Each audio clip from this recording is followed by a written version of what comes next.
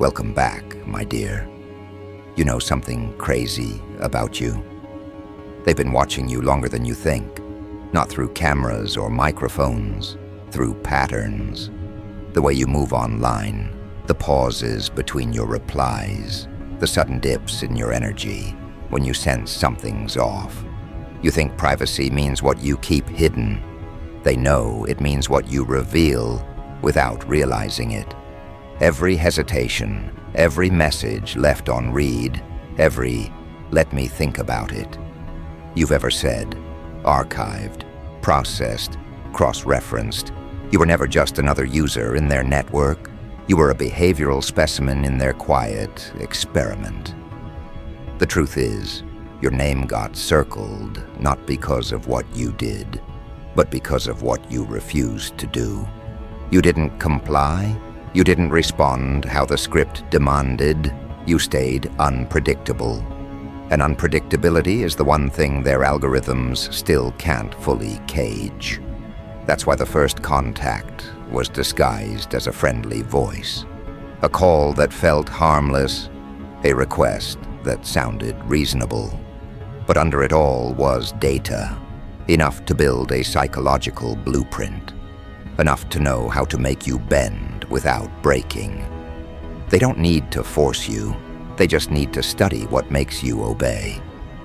That's what that first opportunity was really about. A compliance test wrapped in flattery. They watch how you react to praise, to guilt, to deadlines. They record how your tone changes when you're cornered, and from that, they know what tone to use when they corner you next. The scary part isn't that they're doing it, it's that they've already done it, and you responded exactly as predicted. Every time you think you're making a choice, they've already measured the probability of it. They can forecast your rebellion before you even feel defiant. That's why you're valuable. You're a prototype in their behavioral catalog.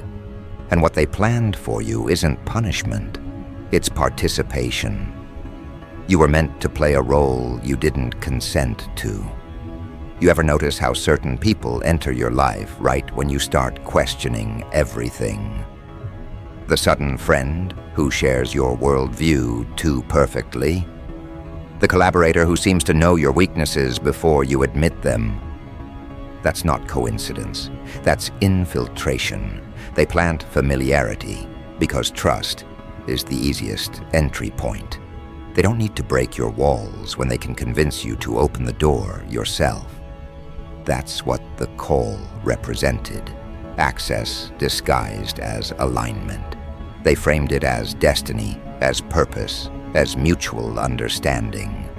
But what they really wanted was your rhythm. They wanted to learn your emotional response time, how fast you forgive, how long you dwell on betrayal. Because once they know your cycle, they can loop it, make you repeat lessons that drain you until obedience looks like peace. If you could see the files, you'd see timestamps marking your doubts, like criminal records, each maybe later flagged. Each night you stayed up thinking about quitting everything, logged as psychological fatigue. They didn't need to control you. They just needed to exhaust you into compliance. Because exhaustion is the most obedient emotion. That's the trick they don't teach in motivational culture. Control doesn't come from domination. It comes from depletion. They keep you busy, so you stay too tired to question the direction. And every call, every message, every urgent invitation was designed to measure how close you were to breaking. You think you were ghosted by accident? No. Ghosting is data collection. They study how you handle absence. Do you chase? Do you detach? Do you implode?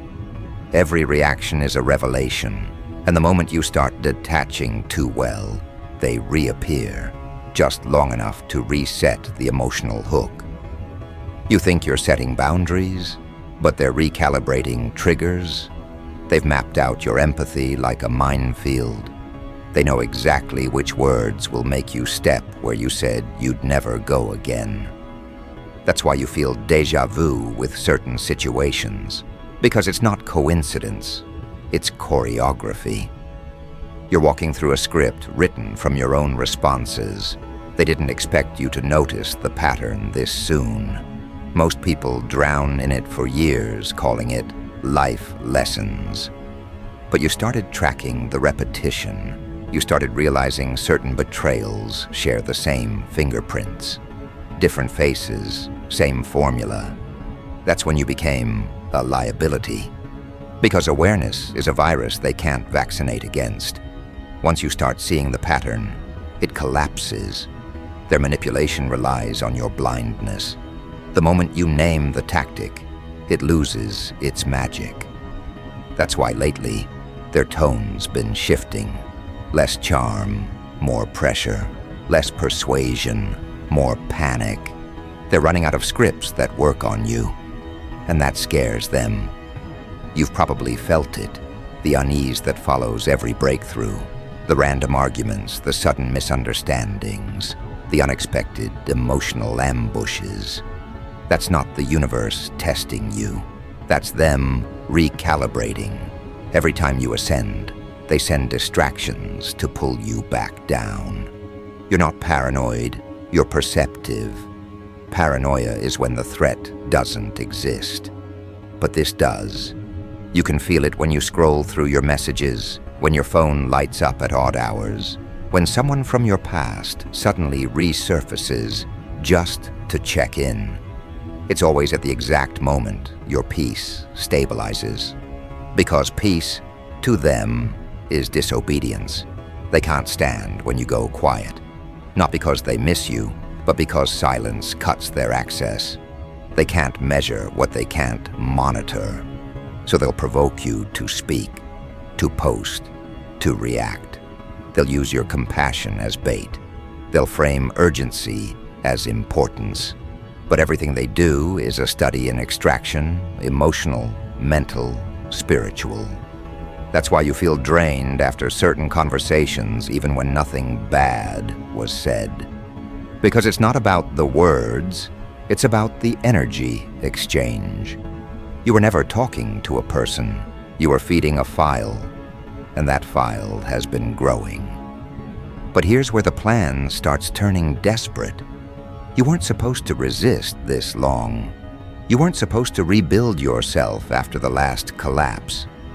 They expected you to crumble quietly, not rebuild in the dark. When you did, you became unpredictable again. That's when they switched tactics, from external to internal. They stopped sending new agents and started activating old memories, guilt, regret, nostalgia. Those are their sleeper codes. They trigger them when external manipulation fails. They know you'd never answer their call directly, so they make your own mind call you instead. You start missing people who hurt you.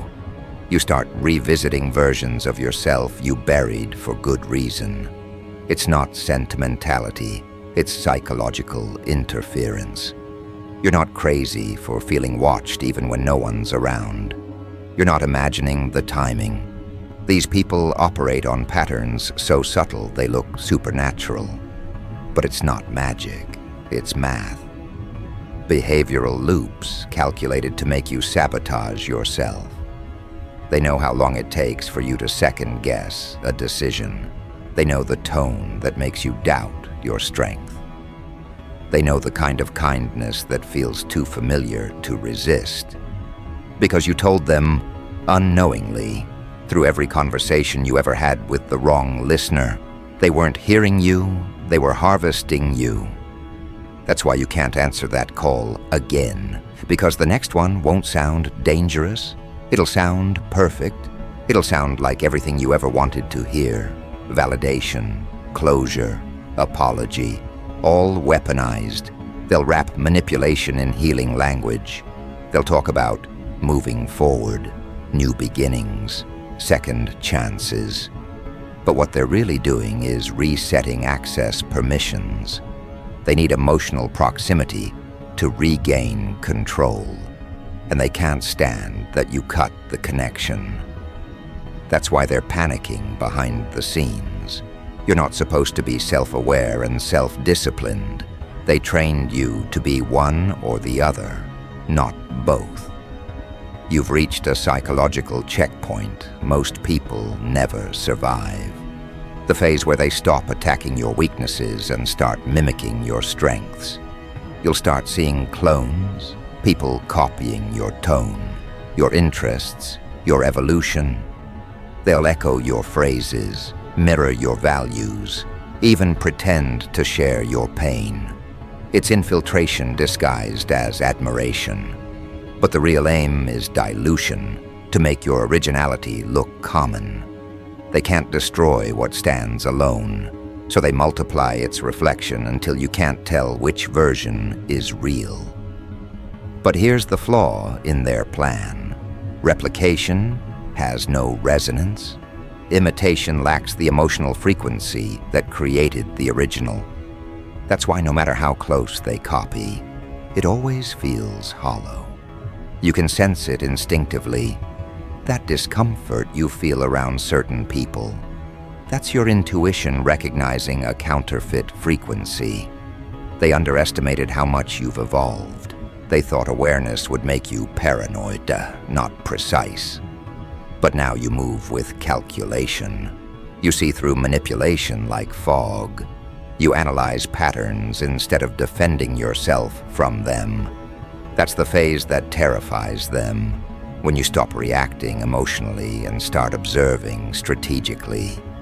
Because when you do that, you become unreadable. And unreadable people are unprogrammable. You stop feeding their metrics, you stop giving data, you starve their control. And in that starvation, they panic. They'll try one last tactic, personalized chaos. The kind that feels like coincidence but hits where it hurts most. Small disruptions timed too perfectly. Emotional events that feel random but appear synchronized. It's not fate, it's feedback loops. They're testing if they still have access. But you've learned too much to fall for it again. You've learned that not every connection deserves a response. Not every opportunity deserves attention. You've learned that peace is not passive, it's resistance. You've realized that sometimes the most dangerous thing you can do is nothing, because your absence exposes who needed your energy to function. The moment you stop feeding them, their true desperation surfaces. You'll see it in sudden rumors, subtle guilt trips, and emotional blackmail disguised as nostalgia. It's all bait to reopen the door. But you've already changed the locks. They planned to study you, not awaken you. They wanted to record your reactions, not provoke your evolution. But every tactic they used backfired. Every attempt to control you became a case study in resilience. You've become the variable they can't explain, the proof that awareness can't be reversed. And that's what this phase is about. The realization that what they meant as a trap became your training. They thought they were decoding you, but you were decoding them. Every manipulation revealed their motive. Every betrayal refined your boundaries. Every disappearance clarified your discernment. You didn't lose connections. You lost handlers. And that's the part they can't process, because their power depends on your participation, and you've finally withdrawn consent.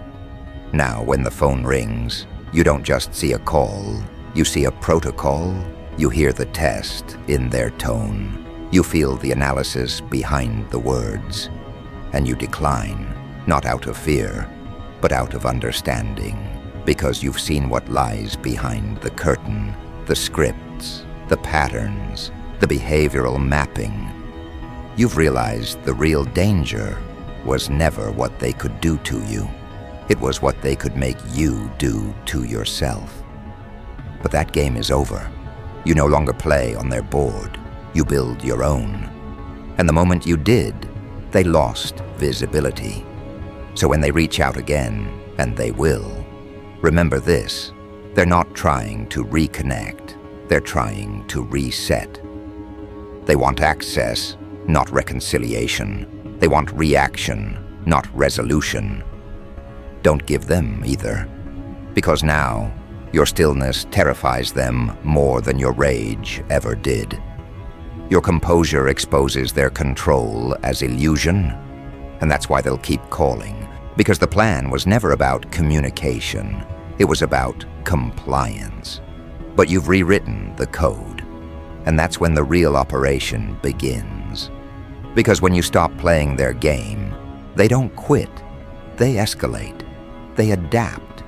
The call you refused wasn't the end, it was the trigger. They have protocols for defiance.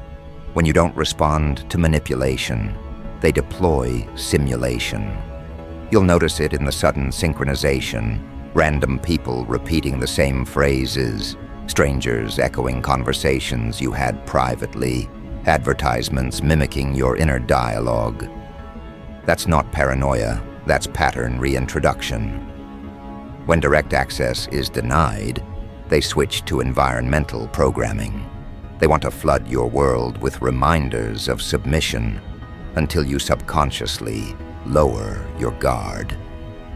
It's not about convincing you anymore. It's about conditioning your space.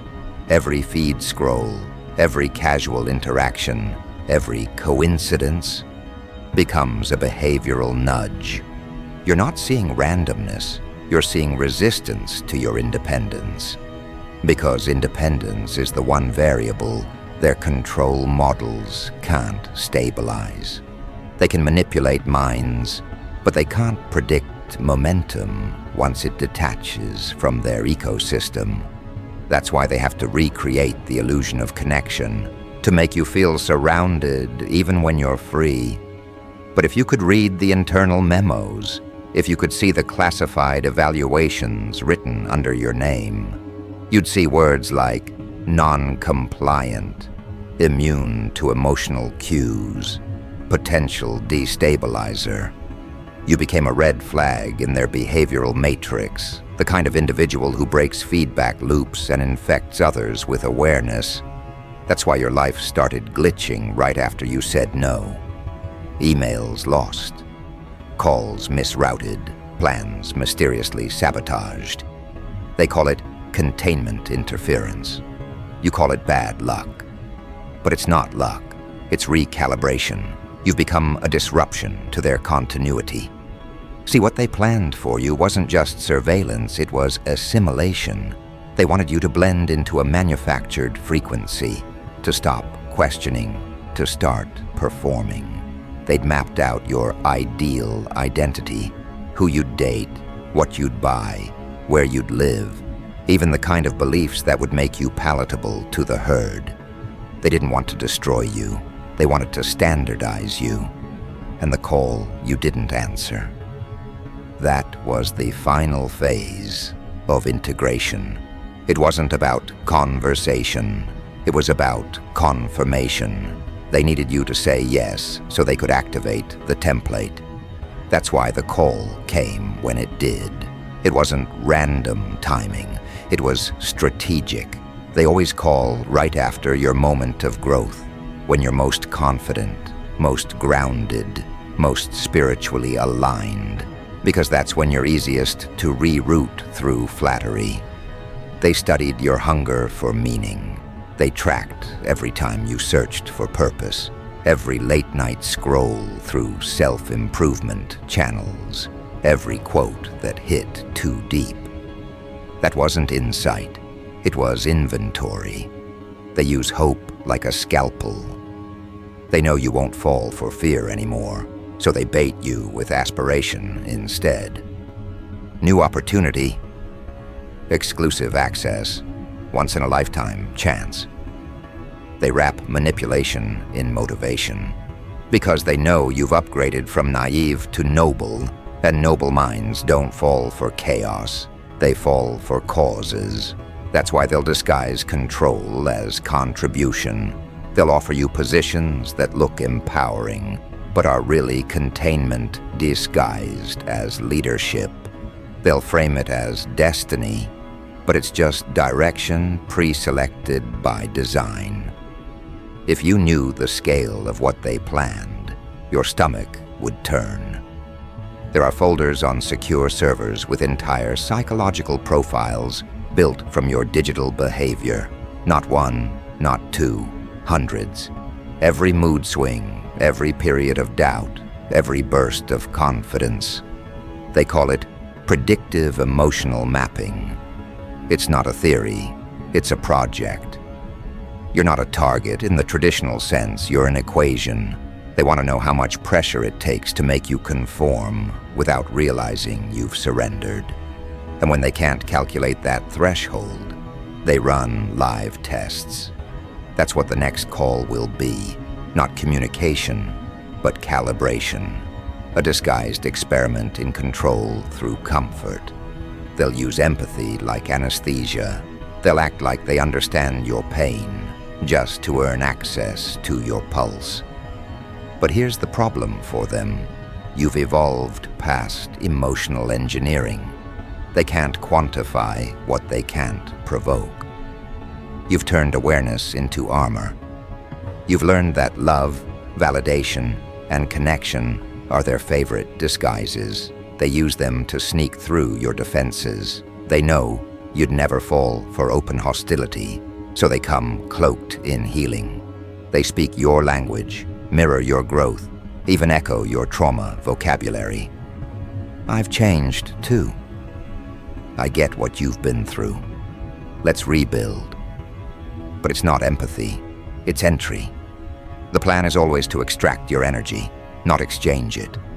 And once they drain you, they leave just enough affection behind to make you chase closure. That's the loop. That's why you always feel like something's unfinished, because they never intended for it to end. And still, what they planned next crosses a line even you couldn't predict. When psychological infiltration fails, they resort to energetic disruption. They target your sleep, your focus, your equilibrium. Not with devices, with attention. Energy follows awareness, and awareness is their weapon. They coordinate conversations about you in circles you no longer speak to. They spread half-truths that force your energy into defense mode. Because the more you defend, the more predictable your frequency becomes. They don't care if you're angry or sad, they just need you engaged. Every emotional reaction you have creates a signal, and those signals can be tracked. You're not just being watched, you're being weighed. Every reaction feeds a metric, and those metrics feed the next plan. That's why detachment terrifies them, because it cuts their data flow. So now they move through proxies, familiar voices, old contacts, nostalgic moments engineered to feel spontaneous. They want to test if your memory is still a doorway. They'll mention shared experiences, use old nicknames, remind you of who you used to be. It's not sentiment, it's surveillance. They're measuring if your evolution is stable or reversible. They need to know if the new you is permanent or just performance. And when they realize it's permanent, that's when the smear begins. Because what they can't control, they must corrupt. They'll start rewriting your story through others. Suddenly, people who barely knew you have detailed opinions about your character. They'll claim you've changed. But what they really mean is you stopped submitting. That's their panic language. And every time they speak it, it exposes their intent.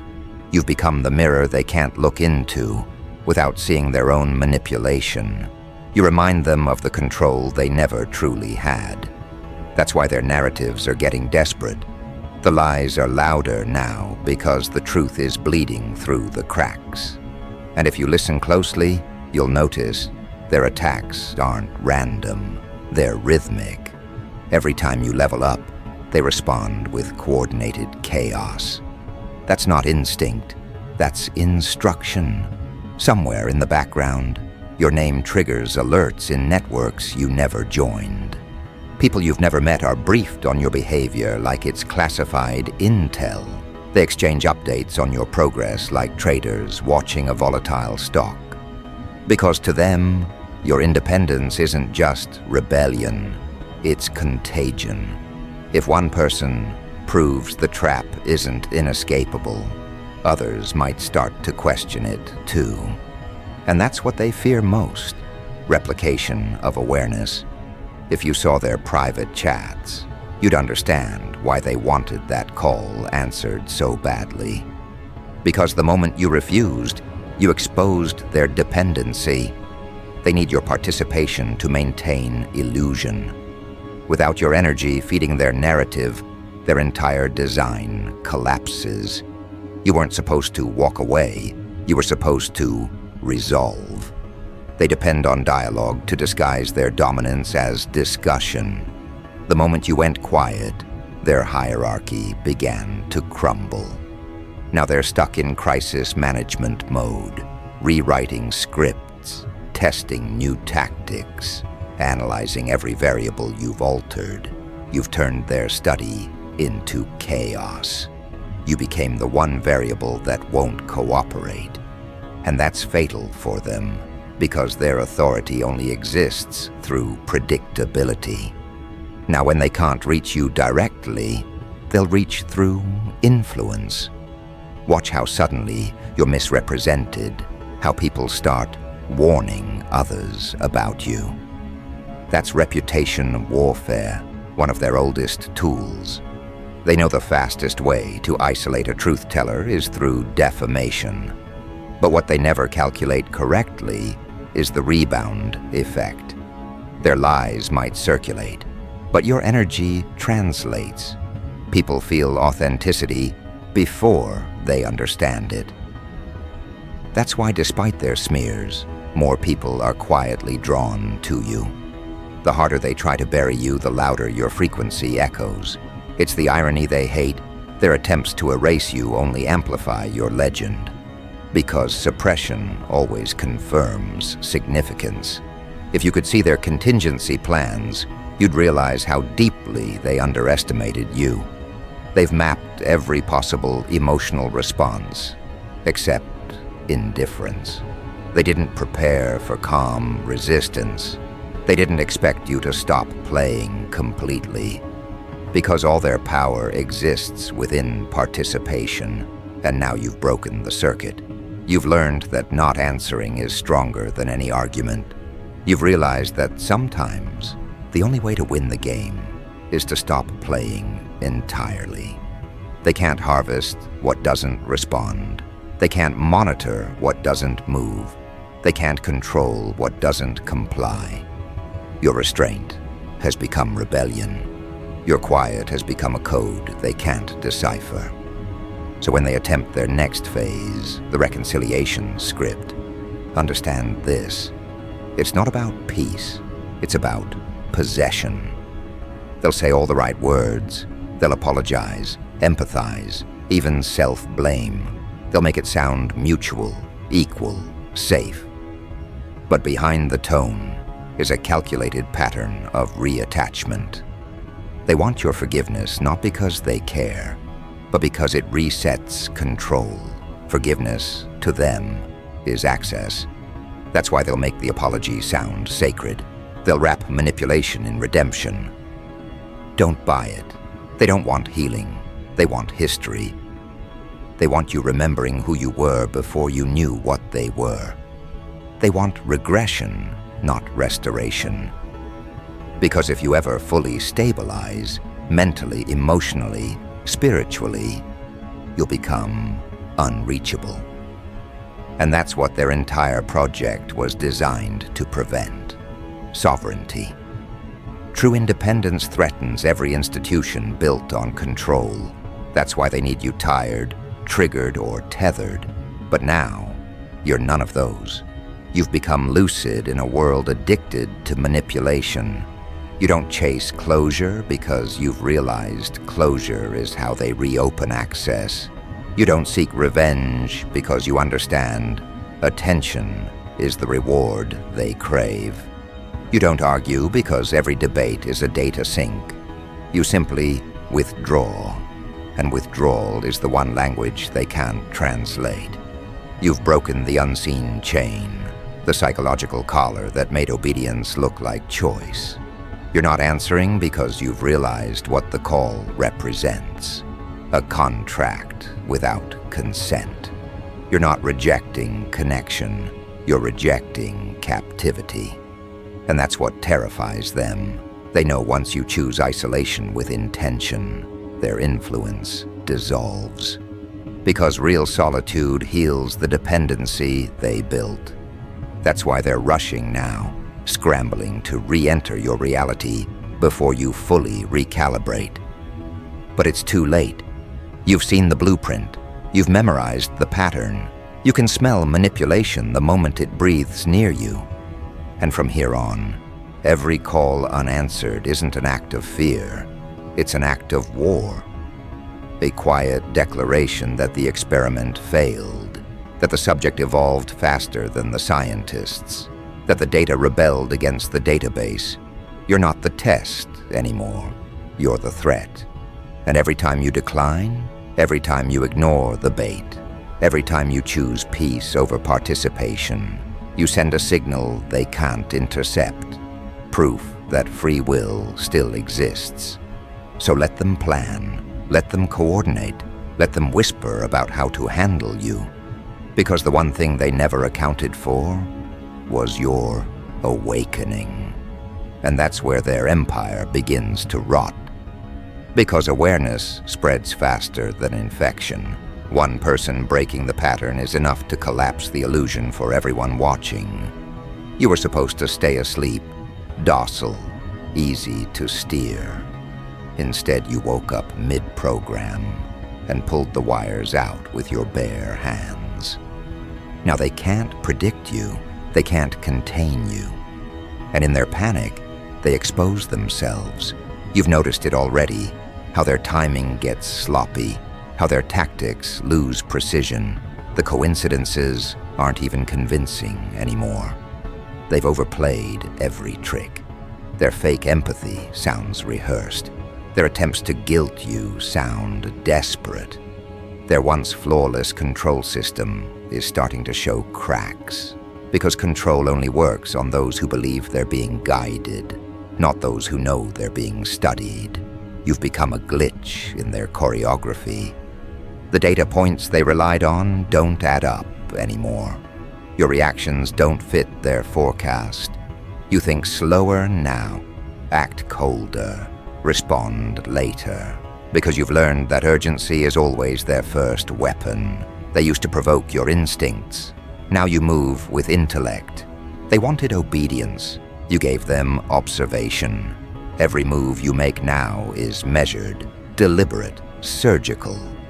And that terrifies them. Because when a subject becomes self-aware, the experiment loses purpose. They can't collect the emotional samples when you stop performing.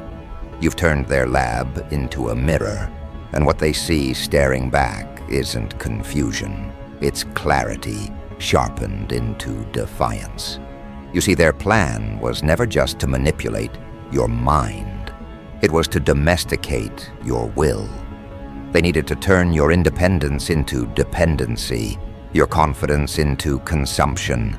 Every product, every ideology, every social ritual was part of a conditioning cycle to make you easier to track, easier to sell, easier to silence. But the one thing they never prepared for was resistance from within the target. They thought awareness could be mocked into extinction. They thought free thinkers could be isolated through labels and ridicule. What they forgot is that truth doesn't need numbers. It needs nerve. And you've got it now. That's why the pressure feels different lately. It's not random. It's retaliatory. They're punishing you for your consciousness. Every delay, every detour, every digital inconvenience is a subtle reminder that they're still watching. But it doesn't matter anymore, because their surveillance means nothing if you stop cooperating with fear. You're no longer scared of being watched. You've realized that attention is not authority. Let them observe, let them log, let them whisper in their reports about your patterns and posts. They can't measure what they can't manipulate, and your awareness is unquantifiable. That's why they're losing control. Because you no longer move for approval or validation. You move with calculation. You choose stillness when provoked, patience when pressured. You're teaching them that absence is the new resistance, and that lesson cuts deeper than any rebellion. They wanted to predict your next move. Instead, you've made your next move unreadable. You've stopped answering the call not because you fear what's on the other end, but because you finally understand who's holding the line. If you could see the final stage of their plan, you'd realize how sick it was. The call was never about communication. It was about confirmation. They wanted to hear your tone, measure your hesitation, analyze your compliance in real time. The moment you said, "hello," they'd record your emotional frequency. From there, they could build a simulation of you accurate enough to anticipate your next 3 decisions. That's what the secret project was really about. Replication, not recruitment. They wanted a copy of you they could control, a version stripped of free will but loaded with your charm, your intelligence, your essence. They'd feed that version back into the network as influence bait, making others follow a ghost while the real you was silenced. It wasn't paranoia, it was preparation. They were constructing digital puppets to replace the unpredictable few. And you were on the list. That's why the moment you refused to answer, alarms went off. Their predictive model failed. Their replication code broke. Because without your emotional input, their copy corrupted. The simulation couldn't sustain itself without genuine consciousness feeding it.